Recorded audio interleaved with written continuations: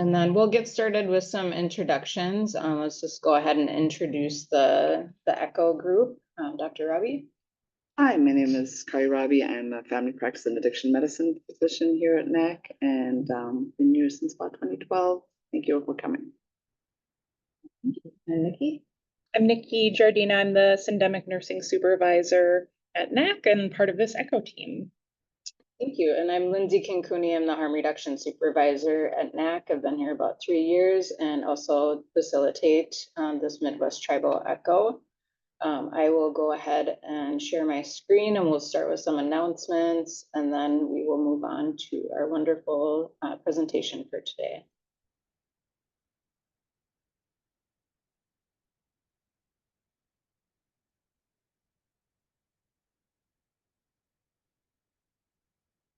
All right, can everyone see that? Mm-hmm. Okay, perfect. So yeah, we are the Midwest Tribal ECHO Opioid Use Disorder Education and Treatment Series. Today we are happy to welcome Alex White and Gaby Libretti from the Texas Harm Reduction Alliance.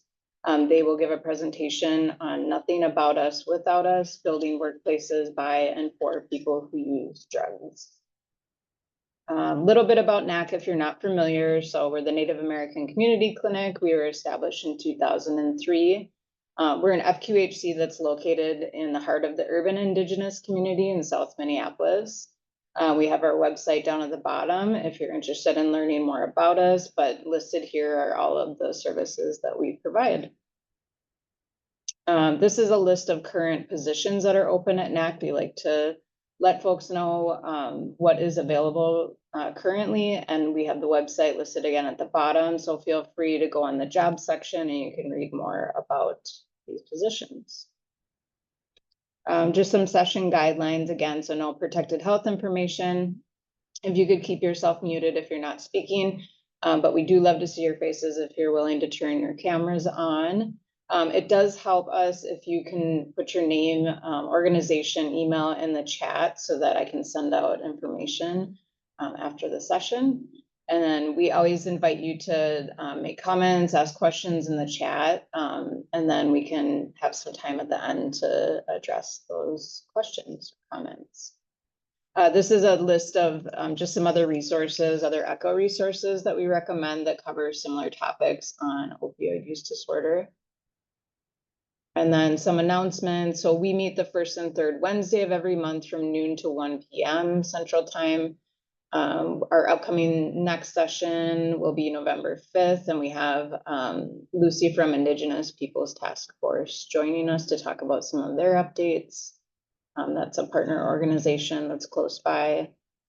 And then finally for me, so case presentations, if you have any examples of a case presentation to share, they make for a great discussion. I have my email address at the bottom of the slide, so please feel free to reach out if you have something to share that we could use for an upcoming session. And then I think I'm going to switch over here and welcome Alex and Gaby, and we can get started. Thank you for being here. Thank you so much for having us. Hey, everyone. We'll get started. So this is our presentation, Building Workplaces by and for people who use drugs, or Nothing About Us Without Us. And at the end of today, we also have a toolkit we can share with you all. If you want to go on to the next slide, we'll introduce ourselves. So I guess I'll start. My name is Gaby Libretti. I'm the Capacity Building Manager for Texas Harm Reduction Alliance. I have worked for THRA for about 4.5 years now. I started in our drop-in center and slowly moved over to this position, but I've been involved in harm reduction and mental health in the Austin area since 2018. So I've been in street outreach, in shelters. I've worked with our federally qualified health center down here in a variety of places. And I always love learning about what your work what your work looks like where you are at. This project was really important to me because my substance use has changed. I started at THRA as a person in recovery. I returned to use. And I also went on a new path to recovery, all while in the past 4.5 years while being at THRA. So building this out for not only me, but for my coworkers, for employees I've supervised has been really important. And I've been very grateful to do that with Alex. I also wanted to say, since this is the Midwest Tribal Echo, I do have family up in, if anyone's from Grand Forks or Fargo or Bemidji, I have family up there, and I'm always happy to say hi to more folks in the Minnesota area. But yeah, Alex, you want to introduce yourself? Yeah, my name is Alexandra. I'm the director of our services team, which encompasses a drop-in center that's open 5 days a week, a street outreach team, and a team that does overdose prevention training in the jail. Um, I honestly don't know how many years I've been working in harm reduction at this point, but I've worked in a lot of different contexts, including more like a clinic context versus just a street outreach mutual aid project versus doing syringe distribution in a shelter for people experiencing homelessness, and now 3 years here at Texas Harm Reduction Alliance. So yeah, I think we can do the next slide. And we'll share a little bit about THRA and kind of where we started. We were created in 2019 in response to unprecedented overdose rates in our community. Most of our founders had been involved with Austin Harm Reduction Coalition, which was a syringe exchange van. But knowing that the state didn't have authorization for syringe service programs broadly, or for much of what we do in harm reduction broadly, there was really this need to push for more support, especially as more and more people were losing their lives to the opioid overdose crisis. And from our inception, our founders prioritized hiring people with lived and living experience. That is still something we do all the way up to the very top. On this, we have our executive director, Maggie's in the front waving. She has lived experience with drug use and homelessness. Our whole team has lived experience with drug use, incarceration, homelessness, and or sex work. And people with lived and living experience are truly embedded at every level of our organization, which has been an ongoing project in terms of wanting to do this and having our values in it, and also figuring out what does it really look like to create a workspace like this. Because I think I can speak for all of us that we weren't necessarily in workspaces that did this. Or really knew how to comprehensively do this prior to being at THRA. And we can go on to the next screen. And also, as we go about this today, we really want to express that we are rooted in this work. Harm reduction would not exist without people who use drugs. We are the movement. And so as we go through this today, we invite you back to the roots of the movement. There is nothing about us without us. And it is time to intentionally build our spaces by and for people who use drugs. Okay, and we can go on to the next slide. Today we'll be talking about purpose, values, and culture in organizations that support people who use drugs, hiring and supervising, common paradigms that come up when employing people who use drugs, and the technical details of to answer some questions of how we do this. And we can move to the next slide. And so we'll start with the purpose, values, and culture. If you want to advance one more. These are some of the values that Texas Harm Reduction Alliance holds. We did a values exercise where we kind of reconfigured a little over a year ago and decided what our values really were as an organization collectively with all of our employees. And so we are people who use drugs centered. We also hold abolition as a value.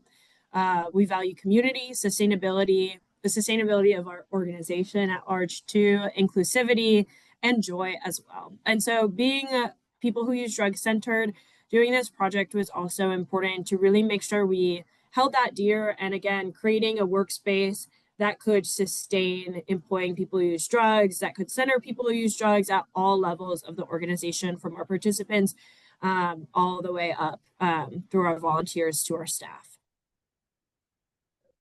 And we can go on one more. We also want to express that as we make space for drug users, we make space for everyone. Most of us need accommodations at some point in some way, whether it's you need time off because your kids are sick and you need to take care of them, you're having a flare-up of a chronic illness or disease, or if you were using and you need to crash after a little binge, there is space for you as you are. We acknowledge that we all don't perfectly fit into our workspaces, maybe as much as we can in this when we are expected to do so much. And so we need to make a little more space to make people fit into those spaces. Living experience is really crucial because the needs of people who use drugs are constantly changing. To reduce harm adequately, we have to know what those needs are.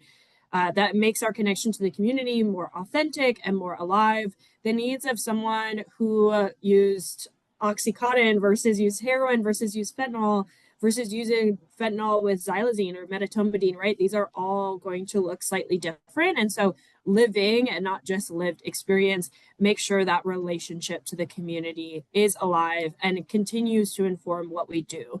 Yeah. And we can move on one more. As we go through this today, we also want you to challenge any internalized biases that you might still carry. So people who use drugs can and do thrive in their roles and with their responsibilities. We know that drug users hold jobs, drug users care for families, drug users also show up for one another. Because of the secrecy of the war on drugs, drug users are forced into the shadows, which has kept us from showing these realities. Oftentimes when we hear stories about drug use, it is through the lens of recovery, which tend to focus on rock bottoms, these negative aspects of chaotic use.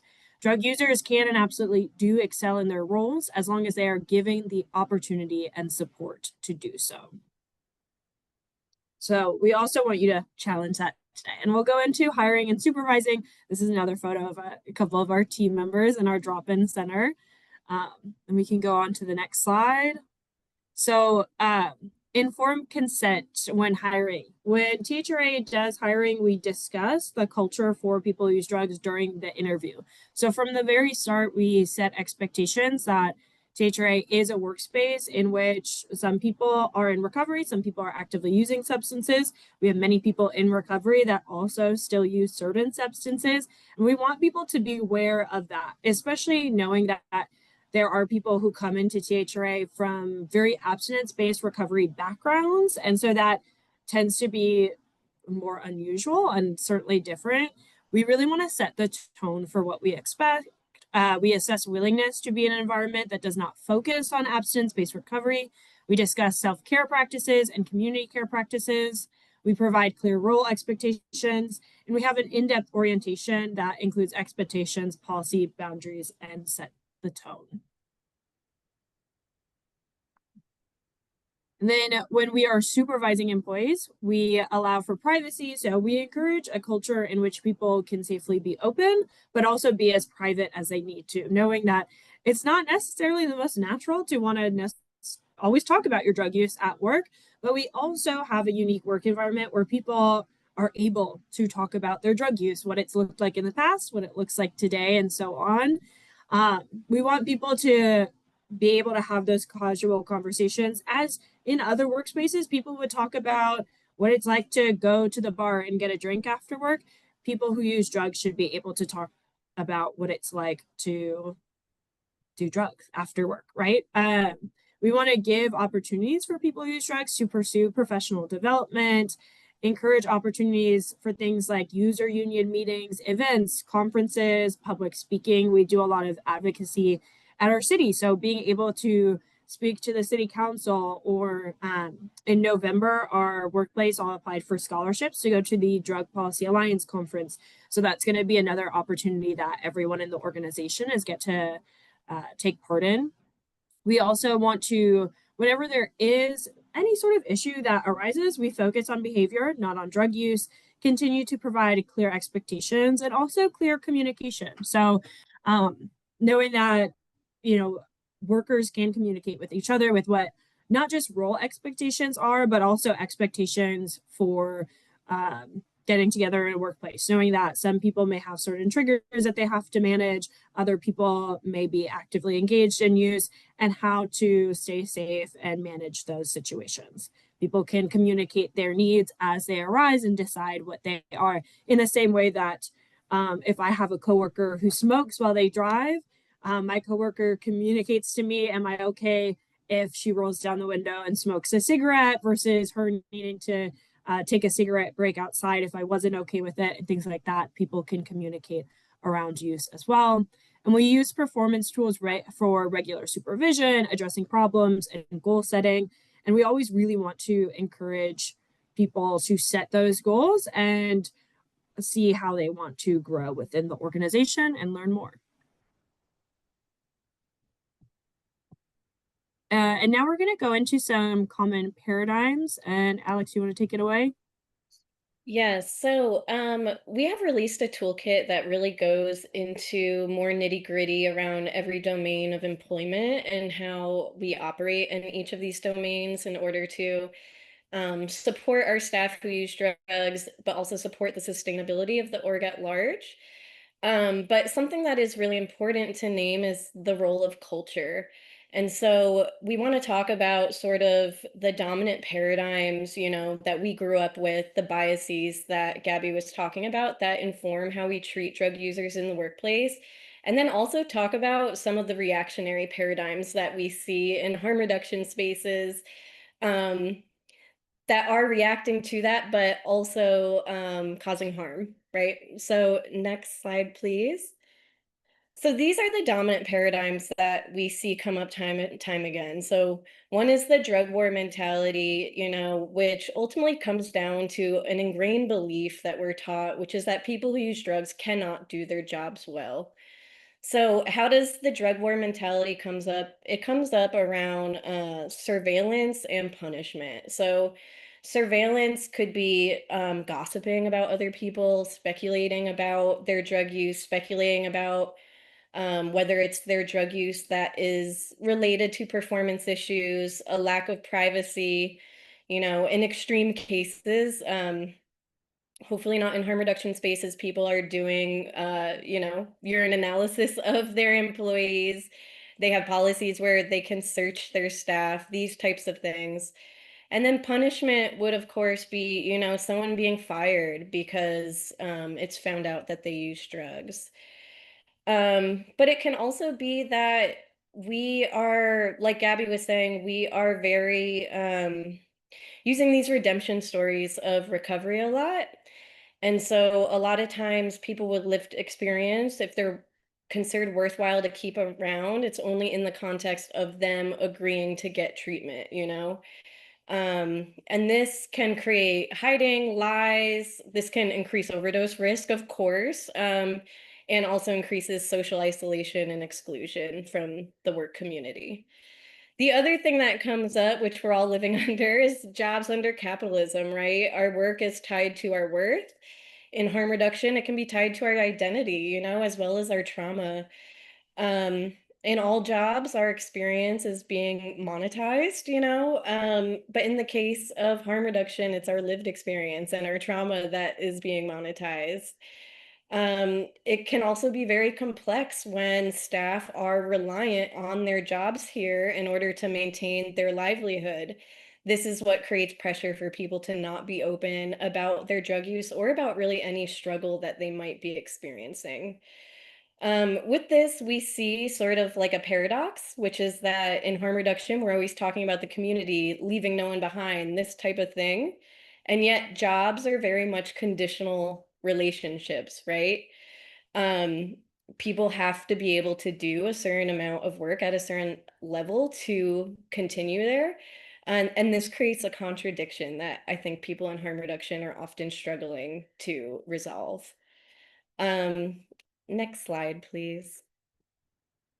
So some of the reactionary paradigms that we've seen come up in harm reduction spaces, one would be the weaponization of identity politics.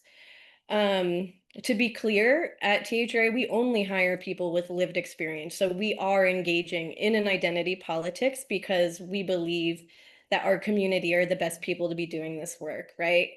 But when identity politics are in the room, it brings up a lot of issues around authenticity, credibility, who has right to be in a space, who has right to speak. Um, it's important to remember that being a person who uses drugs is not a fixed identity. It is an identity that is constantly changing as our drug use changes over time, right?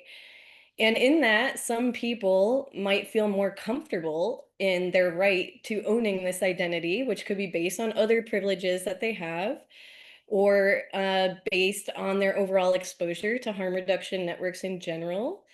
In Texas, most people do not feel comfortable coming in and being like, I'm a person who uses drugs. This is something that they kind of learn over time in a community of safety. And so we can't, when we're speaking about it, we can't make assumptions about what people's drug use looks like, and we don't want to like erase anyone, right? Um, so yeah. And then that one I would say is more sort of like extreme and fringe, but I think what's more common that we see is more this attitude of drug neutrality or avoiding talking about drugs altogether.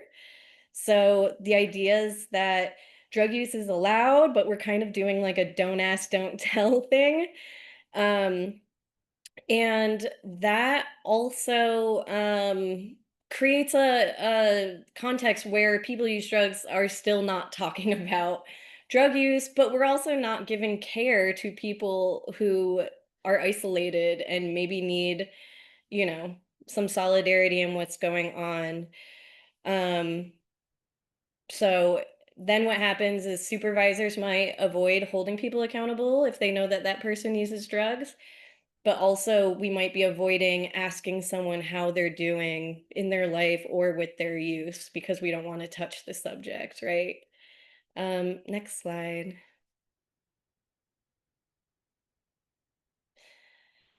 Um, so these are some of the specific like guiding points of how we approach employment for people who use drugs, and there's a lot more information about this in our toolkit. But importantly, while the toolkit might focus more on like policy and procedure, we know that culture is just as, if not even more important in holding everyone in community. And so we have to invest in this org-wide culture and cohesion around how we hold people at different um, with different drug use experiences. Next slide, please. And next slide. So one of the concrete things that we do is we offer a pretty competitive benefits package, right? We know that, you know, all of us as workers do deserve to be taken care of in general. Um, but we also know that people who are doing work that's related to their lived and living experience, it is an extra toll. And people with the life experience of the people that work here, they often come in with a lot of um, extra external pressures, poor health outcomes, both physically and mentally. And so we really try to offer a lot of options on the table so that people can take care of themselves. And it honestly, it also makes holding people accountable easier because we're asking them to meet us, but in a job that's like worth holding on to, and which we're treating people with the respect and the care that they deserve. So these are some of the things that we offer. Um, Next slide, please. And then here, I'm not sure how interested people are here in this, but we've also included in our toolkit information about other ways in which to pay people who use drugs. So we have a participant advisory board that meets once a week and helps inform decisions around programming here and service delivery. And then we've done secondary street outreach in the past as well. And these are good ways to pull our community in, but it does require not a difficult amount of labor, but a significant amount of administrative labor just on the financial side of things. So we go into that in our toolkit. Next slide, please. And finally, what we're just going to say is that there is no quick checklist. The way to make this work can be very context dependent. It can depend on who are the people in the room, what are the shared values that are bringing you all together, what is the shared culture that's bringing you all together. And so that is going to differ place to place. Yeah. And that's it. We would love if anyone has any questions, we'd love to answer them or reflections. I'm gonna just stop sharing too, so we can see everyone's faces better. I have a question right off the bat, and I mean, I'm sure that like some of the questions you're going to get will probably be answered by people diving deeper into the toolkit, so sorry for that. But I think a question I have is like, what kinds of, and I'm sorry if you said this and I missed it, but what kinds of sort of like trainings or supports do you have for managers or supervisors around this, particularly maybe around like both, you know, the sort of concept that I'm just getting familiar with of like trauma-informed management, but then also of being the receiver of potentially like a lot of trauma from staff, and like how to kind of engage with that in a way that both like maintains like healthy boundaries, but is also not like silencing or aggressive or rejecting. Yeah, well, to start, we have all of our supervisors go through management training. It's through the Management Center, Managing to Change the World, which is more like social justice oriented.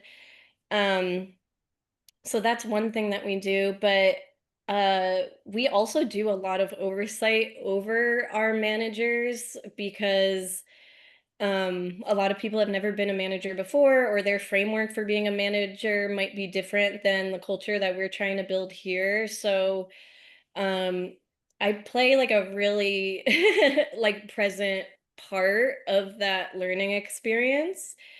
And it's the sort of thing that people learn over time, but also, um, I mean, we meet on a weekly basis, so I will also be coaching them about what their approach is to someone, or if they are taking on too much and they're not holding a boundary, or if they're not giving the direct feedback that they're saying to me but not saying to their supervisee.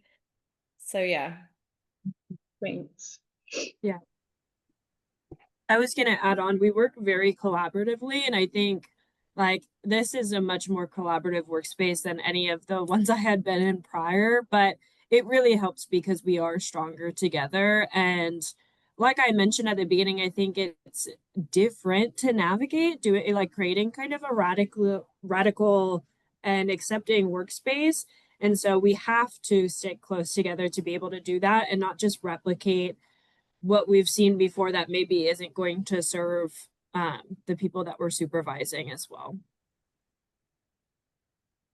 I have a question on the, a couple of things. So the advisory board that you were talking about, like on one of the last slides, so you have a participant advisory board like weekly. What does that look like, or do you come up with kind of questions for them, or how does that structured? Yeah, so Sounds cool. it kind of goes both ways. Like we might have certain things that we're considering doing that we present to them and ask them for feedback on, or they might, you know, arise an issue that we would talk about. Mhm. And then they talk about it and they make recommendations for us. And then we might go back and forth about those recommendations. Like we might be like, this recommendation that you're making is not feasible for this week, but this will be something that we can like work towards, you know? Or we might be like, oh yeah, definitely, like we can definitely do that and make it happen. Yeah. And then they're paid out in cash after every meeting. Okay. Yeah, that's great. Yeah. I have another question. I mean, this isn't something, I guess maybe it's more of a statement. The statement is like, I wonder how the experience of fundraising and like creating your budget is impacted by your more, you know, sort of like generous PTO package. And I'm just curious about that from, or, you know, leave structure, like from just it. I mean, I'm sure, you know, like they say what do they say? budget is a moral document. And so I'm sure that that's really something that you guys pull in a lot with that. And I've definitely seen some of that at other organizations, but this seems like the most dedicated, that's, you know, really being prioritized in a unique way. And so I'm just curious, like what the experience of like managing the finances of the organization with something of a shift from what like your standard issue nonprofit feels like it's like struggling with to make ends meet. I think that's a great question. So, you know, it is a moral dilemma because it is a dilemma about what are you prioritizing, right? And so for us, when we get funding that, you know, usually they tell you a certain amount that they're going to give you and you allocate it and propose what it goes to. Our fringe is like 26%, which is higher than I think most other places. But what that means is that when we're writing the proposal, we are aware that this money is going to mean less workers than if we had no fringe or if we had a much smaller amount of fringe. So ultimately, we are making that decision that we will rather have less people, less new people that are taken care of rather than getting a lot of people who are not as taken care of. And that is like a commitment that we've made. And I do think that is something that's been really good for the longevity of the people that work for us. And so, like, I've been with THRA for a while, and while we've had different periods of like a little bit of turnover, where I was in community mental health before, it was a year to 2 years, and people were wrapped up, done, and moved on. And I feel like the employees that are with us now have stayed for longer and are looking forward to growing and appreciate that they're also, you know, being, I guess, accommodated for in ways that allow people to better manage things like vicarious trauma, and the heaviness of some of the work. Yeah. And I think another thing to point out too, because we've had this question a lot, is that, you know, organizations are not necessarily always in a place to be like, okay, tomorrow everyone gets 26% fringe benefits, you know, but if people are not in a place for that, you know, that's more of like a strategic planning long-term goal. The way that people can take care of their employees is through time, right? So, one, we have a 4-day work week, it's 32 hours a week. That gives like a buffer that's not just once a year, but that's ongoing for people to recover, but also to explore, you know, their lives and like develop as people outside of work. We also do an org-wide shutdown twice a year. That's a wellness break. And then we give pretty generous PTO to people. And we're also very flexible with people who need, you know, mental health leave or leave to go to treatment, you know, um, as long as it accompanies like communication and like collaboration around that. And I will say one of the amazing things about that too, I was talking to our coworker Asia about this, but before those breaks, oftentimes some of our participants who come in the drop in have been like, "Oh, that's great that you're taking time off." Like we've actually gotten really nice feedback from the community because I think people see how hard our staff work and like generally appreciate that. So it hasn't had a negative effect on our services when we take those breaks, which is nice. Yeah. And Brenna, I see your question. So we have a summer wellness break that's 1 week, and then we have a winter wellness break that is around more like 2 weeks. In winter, that's right around the holidays. So it also helps with not having to struggle to coordinate coverage when everyone wants to use their PTO anyway. So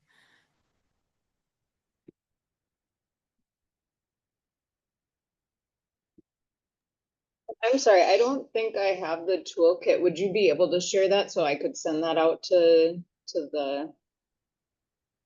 everybody today? yeah, I will send that out right after. Oh, We great. actually just finalized it. Like I think after I maybe sent you a PowerPoint slide. Oh, So exciting. Okay. Congratulations. Yeah.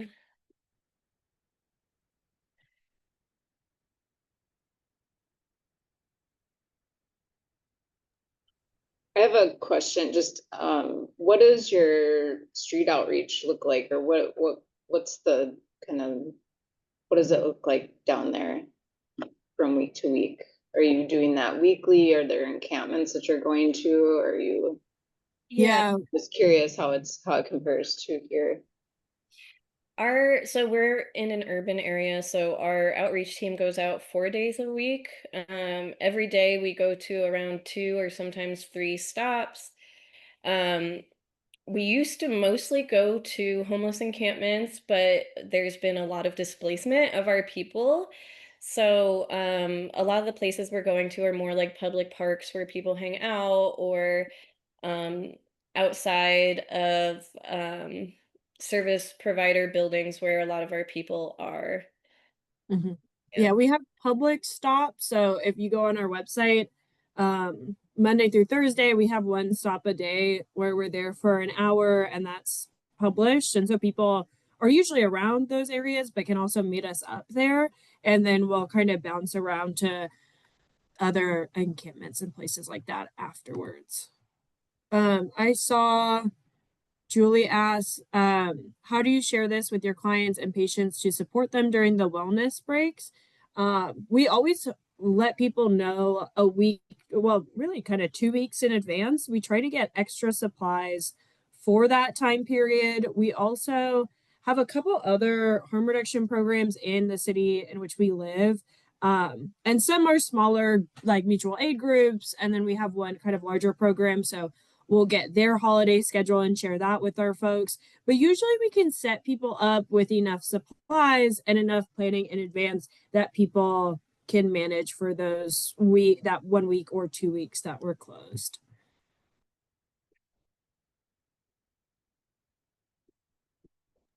Brenna, do you have a What do question? oh, sorry. No, please go ahead. I, Yeah, I do. Thanks for your presentation. This is really awesome. I work at a university and do research around harm reduction, collaborative research, and have definitely been like trying to figure out the 4-day work week and other things like that. So going on to that more, what have you found in terms of like what works with the 4-day work week? Like what do the hours kind of look like? Are they longer days sometimes or just 8, 8, 8, 8? And then also, do you pay more so that it's equal to like a 5-day full-time job?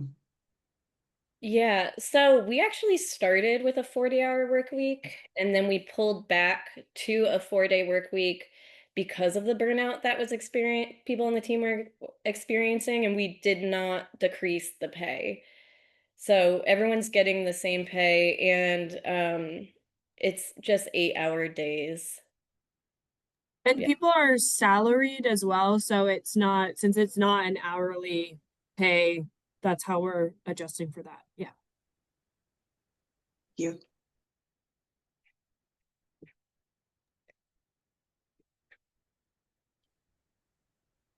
Do you do something specific around HR? Like I wonder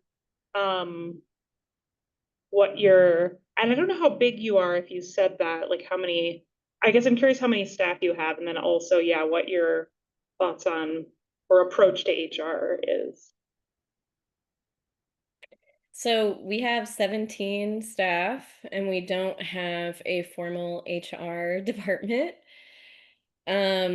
So we're kind of all collaborating in HR in a way, um, which has its pros and cons. I think some of the benefits there are that we do have personal relationships with everyone that we're working with. And so we are always looking for sort of like the person-centered, flexible, way to support or way to coach someone, depending on what's going on with them.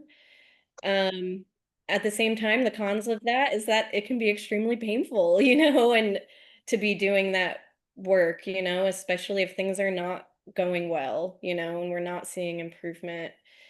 I don't know, Gabby, do you want to say anything about that? Yeah. I mean, we've definitely had times where things haven't gone well and it's been hard. But yeah, I would say for HR, it's been kind of some of those traditional HR duties have been just spread across our executive director, and then Alex as a director of services, and then sometimes into other leadership staff. So like we have a staff group working on staff wellness and doing something for staff wellness once a month now.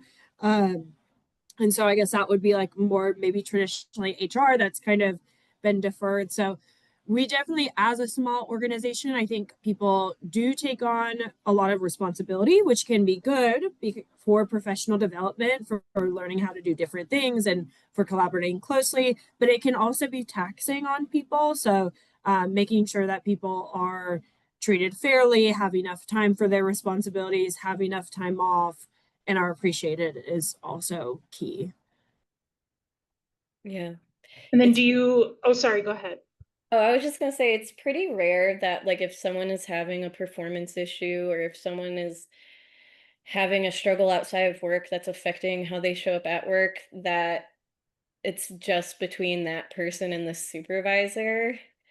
Um, Also, since we're a small team, people see each other and they see what's going on, you know, and so we do kind of like take a more collaborative approach where, you know, maybe I'm taking point on accountability conversations, but these two people are more like checking in like on a weekly basis from like a support point, you know?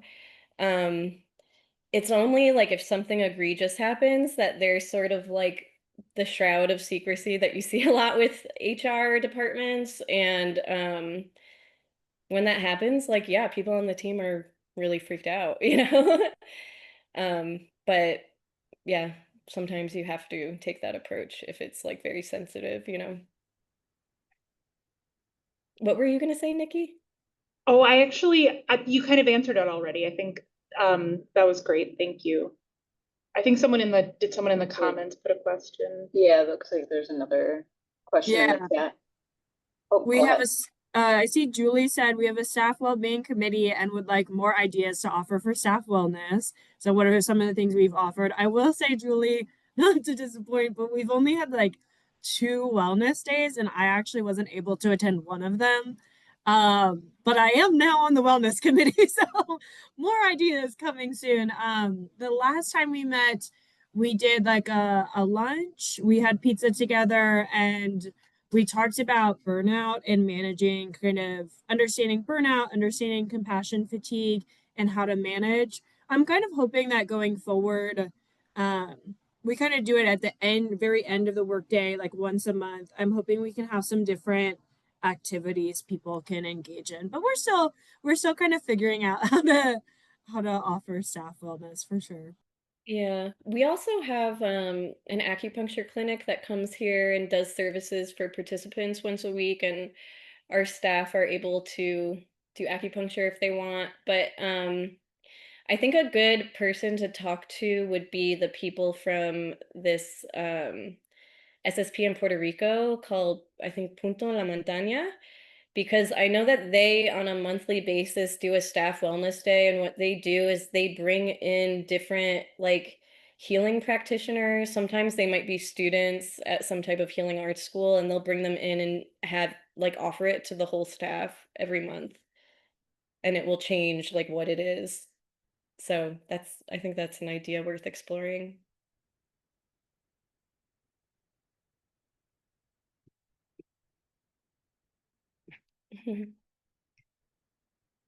Cool.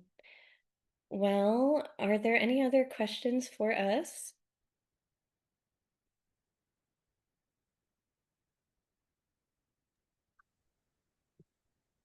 Well, thank you so much. It was a great presentation. I can't wait to take a look at the toolkit. So thanks for sharing that.